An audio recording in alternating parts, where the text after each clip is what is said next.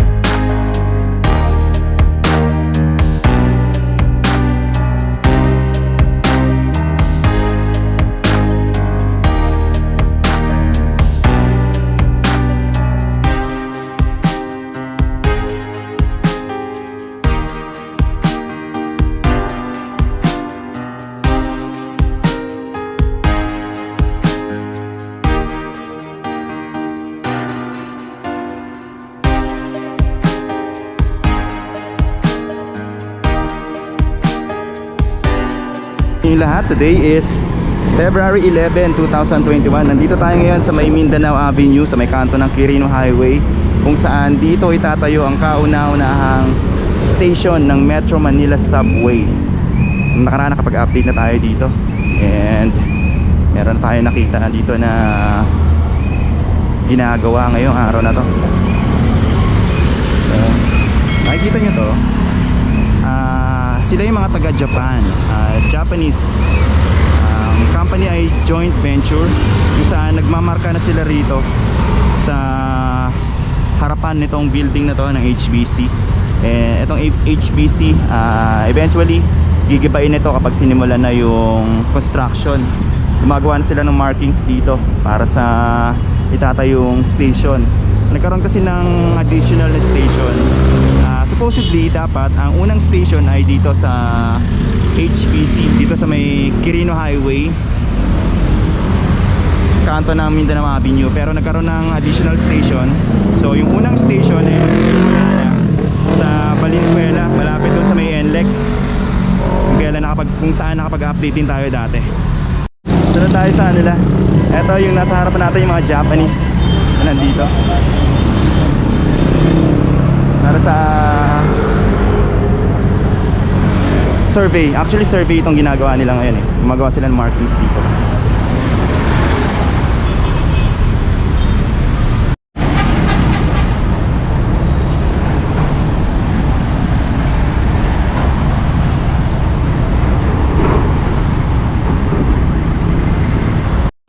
Ayan, so ngayon nilalagyan na, minamarkahan na nila sir yung saan dito nga malapit nga yung itatayo yung first station ng Metro Manila Subway. Sila yung mga taga joint venture. May kasama tayong mga Japanese dito.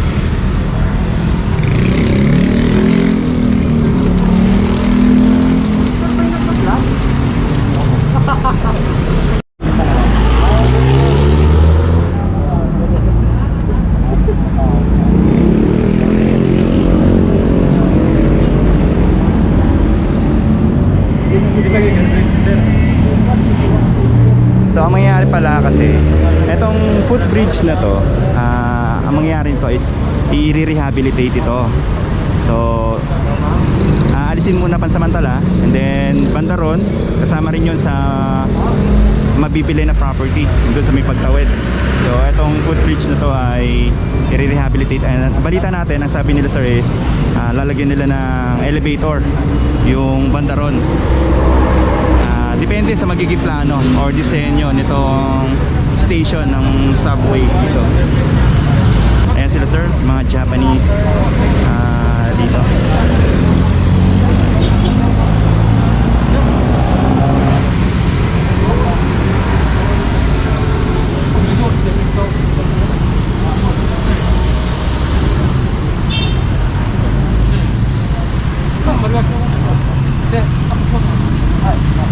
Actually marami silang na markahan dito eh.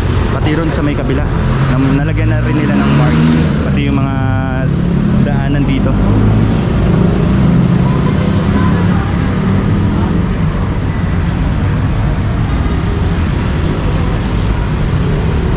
So hanggang doon ikot nila. Sunod tayo sa kanila.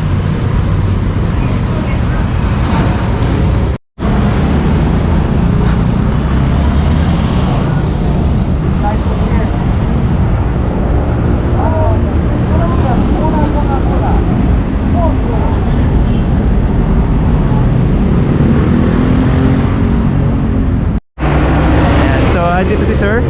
Si Sir isang Japanese. Hindi tayo pwedeng mag-interview sa kanila eh. Hindi raw sila authorized na magbigay ng details. Pero allowed naman tayong kunan sila sa kanilang kanilang ginagawa rito. Yung ginagawa nilang pag-survey. No. I think that's not ours. I don't know. Ito yung ginagamit nila aparato sa pagsusukat. Kanina nandito rin yung mga taga DOTR, kasama rin natin sila. And ngayon andito tayo kasama natin yung mga taga joint venture. Merong kasama tayong contractor, and then sila naman yung mga nagtaga survey, yung iba nandito.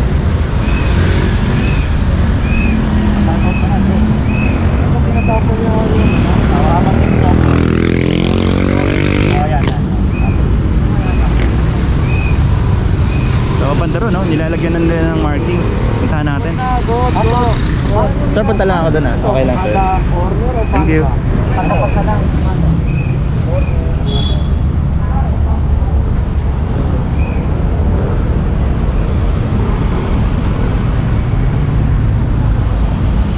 So dito meron na silang ginuhit markings na nilagay.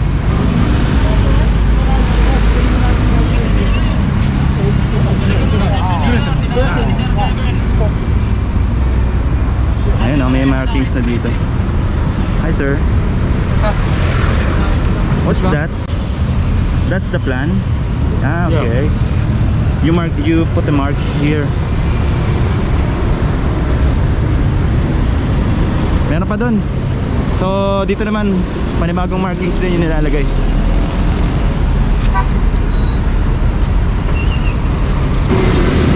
Marking? Here? No. No, it's not. Yeah. It's not included. Okay.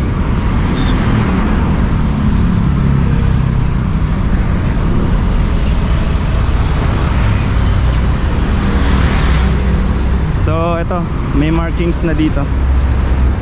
And may corresponding numbers bawat markings na nandito.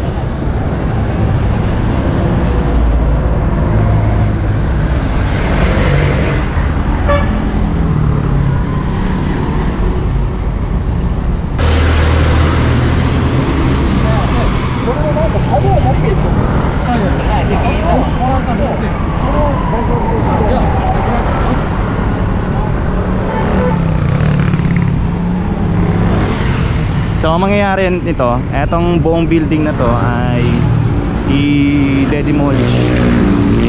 Nabili na ata itong property na to kung hindi ako nagkakamali.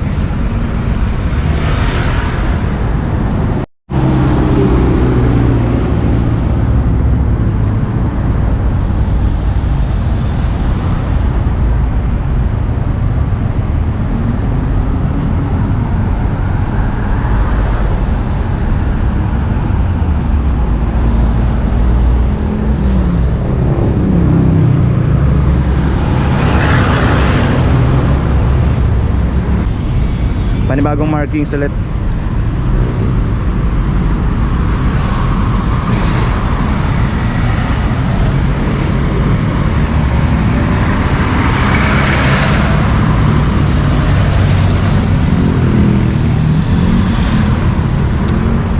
Yan, meron ng markings dito.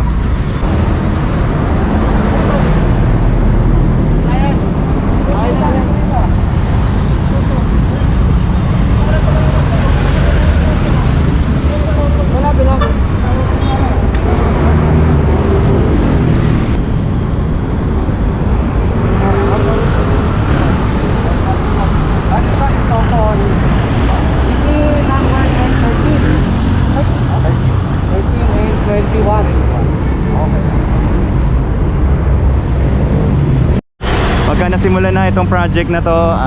Sabi nila sir, babakuran na nila to. Lalagyan na nila ng barrier or fence. At sisimulan na nila yung project dito. So sa ngayon nga, ang unang gagawin ay gigibain itong malaking gusali na to, o itong malaking warehouse na to, para masimulan na yung project.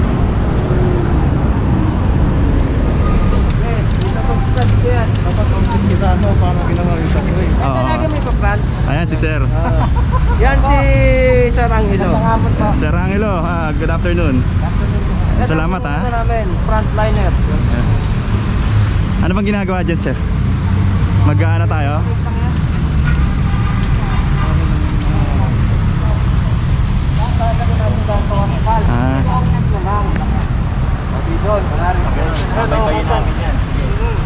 Pero pag diretso lang, huwag nyo naman, kunwari, F5, kunwari, hanggang doon, pwede na yan.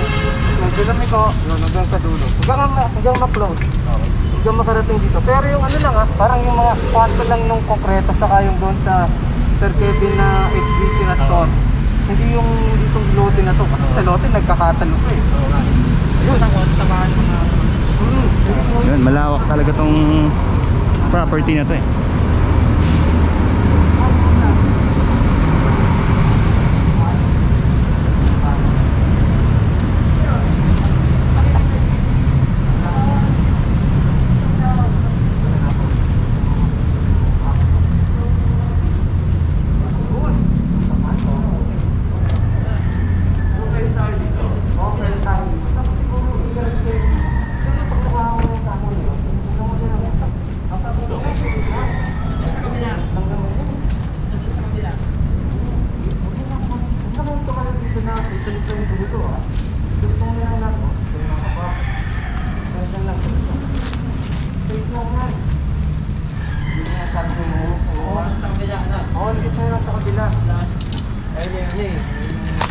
Kung gusto mo, pwede naman Sir Joey dito. Mag-fishing list lang kami ng backyard. Pero wag mo. Talbog pa yun. Oo nga. Oo, diretso naman. Dito lang kung konti, pero hindi na yan maglalalayo. Ito lang kung muna. Kaya nyo kumakaya. Thickness lang. Oo, thickness lang kasi iko. Hindi, kaya. Yung Spider-Man yan. Hanggang namin yan. Dating aking bahay yan. Dating aking po. At paano sasarin ito? Ang araw kasi. So 5 company pala yung may hawak na itong proyekto na to. Pang-5 yung EEI. So yung EEI, sila yung may hawak naman ng manpower. Yung JICA naman is yung sa finance. And then yung tatlo pa na Japanese company rin.